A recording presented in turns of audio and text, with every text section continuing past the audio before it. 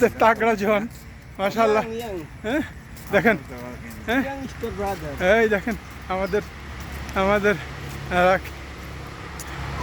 Young and energetic man আকবর সাহেব।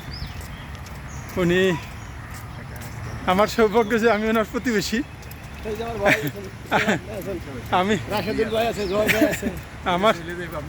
আমার সৌভাগ্য যে আমার সৌভাগ্য যে আমি ওনার প্রতিবেশী।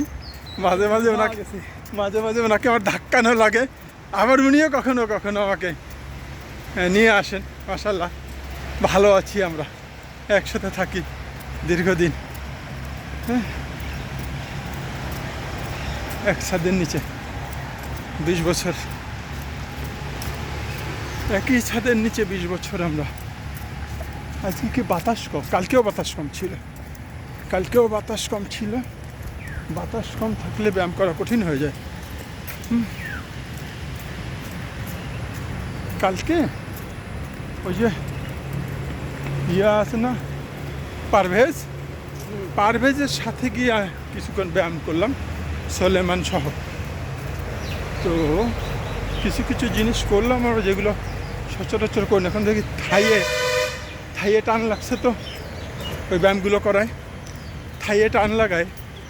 পর দেখি আমি আর হাঁটতেই পারি না, আমার এত অস্বস্তি লাগতেছিল যে আর ঠিক মতো হাঁটতে পারি না। কালকে সারাটা দিন অনেকটা অস্বস্তিতে গেছে, যে থাইয়ের যে